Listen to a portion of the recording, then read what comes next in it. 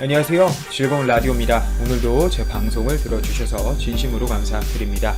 자, 오늘의 주제는 이재용 부회장이 해냈다. 삼성전자, 5G, 반도체, 그리고 스마트폰까지 날아간다 라는 주제로 여러분들과 이야기를 나누어 보려고 합니다.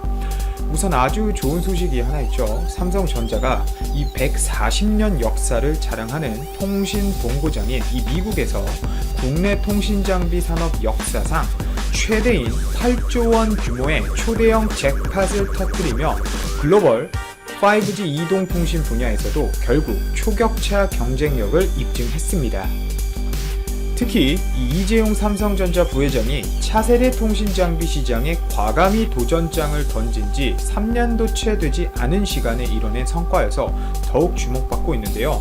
한편 전자업계에서는 이번 성과를 이병철 선대 회장과 이건희 회장이 일군 반도체 사업에 버금가는 성과라고 평가가 나오고 있는 가운데 이재용 부회장이 주도하는 이 4대 미래정장 사업에도 청신호가 결국 켜질 것 같습니다.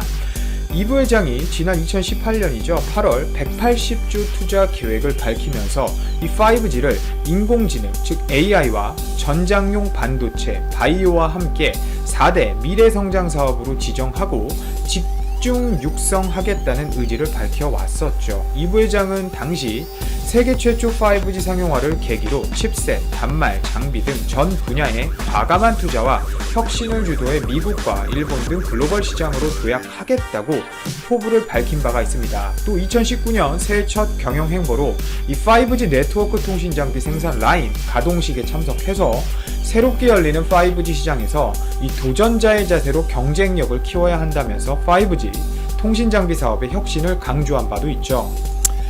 그리고 결국 삼성전자는 지난해 국내 통신사들과 세계 최초로 5G를 상용화한 데 이어 미국에서 버라이즌, AT&T, 스프린트와 5G 공급 계약을 체결해낸 것입니다. 자, 뿐만이 아니죠. 우리나라에게 소부장과 관련해서 수출 규제를 단행한 일본조차도 삼성전자의 5G 기술과 계약을 맺었습니다. KDDI와 5G 상용 서비스를 시작하기로 했죠.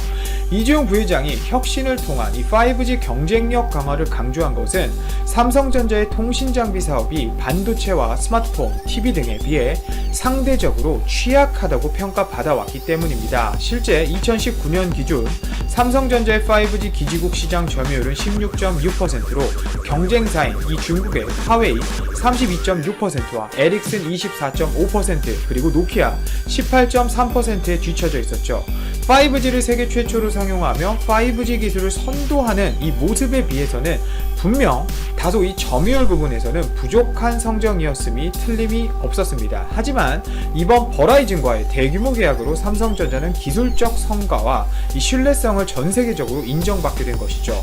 첨단 통신 장비 사업이 이 부회장 시대의 첫 번째 플래그십 사업으로 자리매김하게 된 것입니다.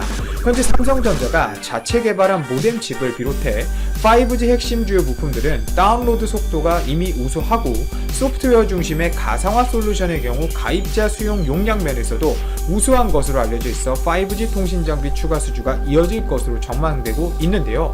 실제 삼성전자는 2019년 12월 캐나다 비디오트론을 시작으로 미국, 뉴질랜드, 캐나다 등에서 신규 사업을 잇따라 수주하면서 5G 시장의 강자로 부상하고 있습니다. 미국은 세계 최대 이동통신 서비스 시장 약 297조 원 규모의 시장을 갖고 있으며 세계 기지국 투자의 20에서 25%를 차지하는 핵심 시장으로 꼽히고 있습니다. 특히 버라이즌은 이 중에서도 1위 사업자로 1억 8,300만 명의 가입자 수를 보유하고 있고 버라이즌의 연간 투자 규모는 국내 통신업계 전체의 3배 규모로 알려져 있을 만큼 정말 엄청난 규모의 기업입니다. 이 사업을 따는 게 진짜 엄청난 거예요. 결국 이런 버라이즌과의 대규모 공급 계약을 통해서 5G 네트워크 영토를 또 빠르게 넓힐 수 있을 것으로 기대를 모으고 있고요.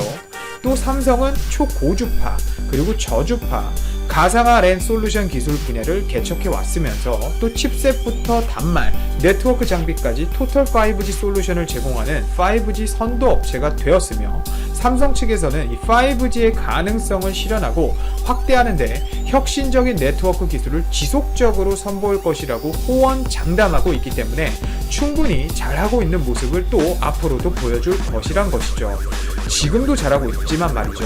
실제 삼성전자 안팎에서는 이번 대규모 수주가 성공한 것은 이 부회장이 직접 발로 뛴 결과라는 분석이 나오고 있습니다. 특히 이 부회장만의 이 글로벌 네트워킹이 큰 힘을 발휘했다는 평가를 받고 있는데요. 통신장비 사업은 아시겠지만 계약 규모가 이번처럼 워낙 크기도 하고 대부분 장기 계약이기 때문에 이 신뢰를 바탕으로 한 장기적인 약속이 사업의 성패를 분명 결정합니다. 따라서 이런 점을 따져본다면 이재용 부회장이 글로벌 정보통신 기술, 즉 ICT 업계 리더들과 활발하게 교류해온 것이 이번에 빛을 발했다는 것은 그 누구도 부정할 수 없다는 것이죠. 실제 이 부회장은 지난해 한국을 방문한 한스 베스트베리 버라이즌 최고 경영자와 직접 만나 사업 협력을 논의했고, 또 이번 계약을 앞두고도 이 베스트베리 CEO와 여러 차례 화상 통화를 하는 등 적극적으로 영업에 나서는 수주에 공을 들였다고 합니다. 아주 좋은 소식과 더불어 우리나라에서도 또 좋은 소식이 있습니다. 최근 코로나19 여파로 고용시장이 얼어붙은 가운데 삼성전자를 또 비롯한 삼성 여러 계열사들이 예정대로 하반기 신입사원 공채에 나서 구직자들의 숨통을 틔웠기 때문인데요. 좋은 일을 하고 있죠. 삼성전자와 삼성디스플레이, 그리고 SDI, 삼성전기, 삼성 SDS 등 삼성 계열사들은 7일 채용 홈페이지인 삼성커리어스의 2020년 하반기 3급 대졸 신입사원 채용 계획을 공고했습니다. 이들 계열사는 오는 14일까지 지원서를 접수받으며 10월부터 11월 중 이 직무 적성 검사 GSAT를 실시할 계획인데요. 이어 11월 면접을 진행하고 12월 중 최종 발표할 예정이라고 합니다. 취업 준비 중인 여러분들께서는 이 정보가 매우 중요할 것 같습니다. 또 삼성은 그동안 몇 개 학교에서 진행했던 이 GSAT를 올 상반기에 이어 하반기 공채에서도 온라인으로 진행키로 했고, 올해 상반기 공채에서 코로나19 여파로 이 GSAT를 사상 처음 온라인으로 실시해 성공적으로 시험을 마친 경험도 있죠. 또 앞으로도 직무 적성 검사를 비대면 온라인 시험으로 적극적으로 실시하는 방안도 적극 검토하고 있다고 합니다. 아무래도 이렇게 채용이 이루어지게 되면 이번 일로 삼성은 지난 2018년이죠. 이재용 삼성전자 부회장이 약속한 총 4만 명 신규 채용 목표를 무난히 달성할 수 있을 것으로 보이네요. 자, 이 부회장은 2018년부터 올해까지 총 180조 원 규모의 투자와 4만 명 신규 채용으로 경제 활성화와 더불어 일자리 창출, 신산업 육성에 나설 것이라고 밝힌 바 있는데, 신규 채용 규모는 제가 알아보니까 이미 지난해까지 3개년 목표치인 약 4만 명의 80% 이상에 달한다고 합니다. 여하튼 삼성은 지난 2년간 안팎의 경영 환경이 좋지 못했음에도 당초 약속한 투자와 고용을 이어가기 위해 최선의 노력을 다하고 있고, 특히 올해는 미중 무역 전쟁과 코로나19 확산, 이 부회장을 둘러싼 사법 리스크까지 불거졌지만, 이런 어려운 상황에서도 삼성은 올 연말이면 모든 약속을 지켜내겠다는 각오라고 하네요. 오늘도 제 방송을 들어주셔서 진심으로 감사드리고 이만 방송 마치도록 하겠습니다. 제 방송이 도움이 되셨다면 좋아요, 알람, 구독, 그리고 댓글 한 번씩 꼭 부탁드리고, 여러모로 어려운 시기에 건강, 사업 꼭 챙기시길 바랍니다. 이만 방송 마치도록 하겠습니다. 감사합니다. 연일 강경 발언 스가 아베 길카나. 차기 일본 총리로 유력한 스가 요시히데 관방장관이 강제징용 배상 문제와 관련해 연일 강경 메시지를 내놓고 있어 아베의 길을 따를 것이라는 우려가 나온다. 스가 장관은 7일 요미우리 신문 인터뷰에서 징용배상 문제를 언급하며 한일 관계에선 국제법 위반에 철저히 대응해 나가겠다고 말했다. 그는 6일 상케이 신문 인터뷰에서도 1965년 한일 청구권 협정이 한일 관계의 기본이라며 그것을 유지해가는 것은 당연하다고 주장했다. 아베 정권은 2018년 10월 한국 대법원의 강제징용 배상 판결에 대해 국제법인 1965년 한일 청구권 협정에 위배된다는 논리에서 국제법 위반이란 표현을 쓰고 있다. 그동안 정부 대변인 역할을 맡아온 스가 장관은 징용 피해자 측이 일본 제철에 한국 내 자산을 매각, 현금화하려는 것에 대해 보복 조치 가능성을 경고해왔다. 총리 후보가 된 이후 스가 장관의 최근 인터뷰 발언은 앞으로도 청구권 문제는 1965년 협정에 따라 더 이상 받아들일 수 없다는 입장을 재차 밝힌 것이다. 따라서 한국 정부가 해결책을 가져와야 한다는 아베 정권의 입장을 이어가겠다는 의지를 재확인한 것으로 봐야 한다. 이럴 경우 우리 정부가 바라는 대로 일단 대법원의 판결을 존중하는 입장에서 대화와 타협을 통해 문제를 해결해 나가는 방식은 기대하기 어려워졌다. 각자의 논리에서 한치 양보 없이 수출 규제와 지소 미아 종료를 주고받았던 대치 형국에서 벗어나기 어려울 것이란 예상이 나온다. 스가 장관의 이 같은 입장은 그가 자민당 당내 여러 파벌의 지지를 받고 있는 것과 무관치 않다. 사실상 당내 세력이 크지 않은 스가 장관은 호소다파와 아소파, 니카이파, 이시하라파, 타케시타파 등의 지지를 받고 있다. 여기에 최근 여론조사에서 스가 장관이 46%의 지지를 받는 등 상대적으로 낮았던 대중적 지지도가 급상승했다. 약식 선거로 결정돼 의원들의 투표만 예정된 차기 자민당 총재 선거를 앞두고 여론 지지율까지 높아지자 아베 정권에 대한 평가가 반영된 것이라는 해석이 나온다. 즉 아베 총리의 7년 8개월 장기 집권 폐해나 코로나19 대응 실패 등 실책에도 불구하고 일본 국민들은 경제계나 관계 등은 현 정책 기조를 유지하기를 바라고 있다. 실제 요미우리 신문의 지난 4에서 6일 여론조사에서 아베 정부의 실적에 대해 긍정적으로 평가한다가 74%로 높게 나왔다. 이 조사에서 여론은 아베 정부에 대해 외교와 경제, 정치적 안정을 높게 평가했다. 게다가 스가 장관은 강력한 리더십을 발휘하기보다 여러 사람의 의견을 들으면서 조정하는 역할을 하는 인물로 평가를 받고 있다. 여전히 자민당 내 영향력을 유지할 아베 총리를 비롯한 주요 인물들과 협의해가면서 해법을 찾을 것이라는 관측도 나온다. 현재 야당인 입헌민주당과 국민민주당이 통합 수순을 밟고 있지만 여전히 자민당에 비해 열세인 상황에서 스가 장관이 총리직에 오르더라도 총리만 바뀔 뿐 관료와 정책 집단이 변하지 않기 때문에 결국 지금까지의 정책 기조는 유지될 것이고 한일 관계 변화도 예상하기 어렵다는 전망이 커지고 있다. 미중 갈등 속 한국 정부의 입장이 일본 정부와 다른 것도 한일 관계의 파격적인 개선을 기대하기 어려운 대목이다.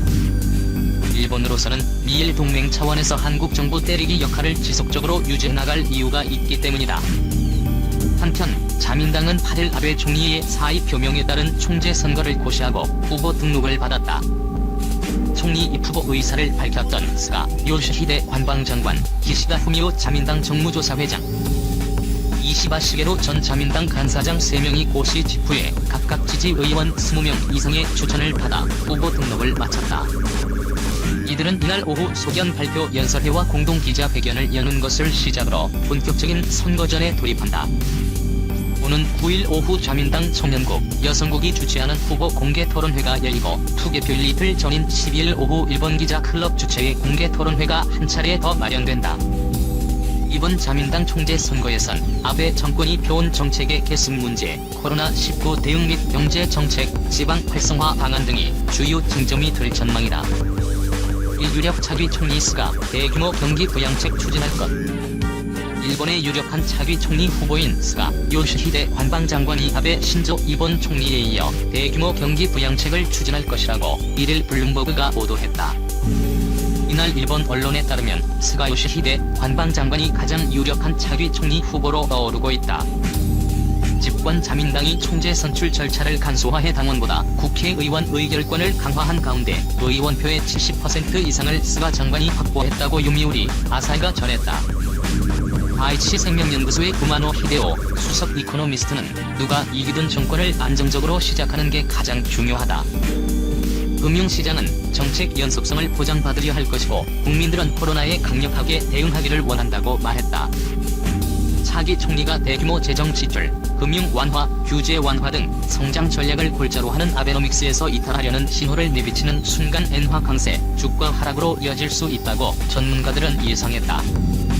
아베 총리가 사임한 이후 일본 증시가 비교적 안정적인 흐름을 보이는 건 차기 총리가 아베노믹스를 계승할 것이란 기대감이 크기 때문이라는 것이다. 스가 장관은 특히 수출 기업의 실적 부진으로 이어지는 엔화 강세를 경계하는 발언을 자주 해왔다. 차기 총리는 올해 말이나 내년 초에 세 번째 추가 경정 예산을 편성하겠지만 이미 코로나 대응 과정에서 국내 총생산의 40%에 달하는 추가 부양책을 편성했기 때문에 규모 면에서 유권자에게 큰 감명을 주기는 어려울 것이라고 블룸버그는 분석했다. 일본은행의 금융 완화 정책도 계승될 가능성이 높다.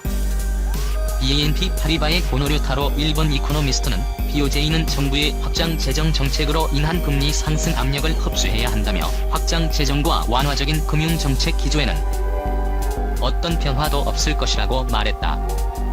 아베노믹스의 세 가지 화살 가운데 중장기 경제 성장을 유도하기 위한 성장 전략은 차기 총리도 장기 과제로 미룰 것으로 예상된다. 고령화와 인프라 확충, 여성의 경제활동 참가율 증대, 대도시와 지방 간 격차 축소는 아베 내각도 8년여간 이루지 못했고 차기 총리도 내년 10월 선거 전까지 성과를 이룰 시간이 없기 때문이다.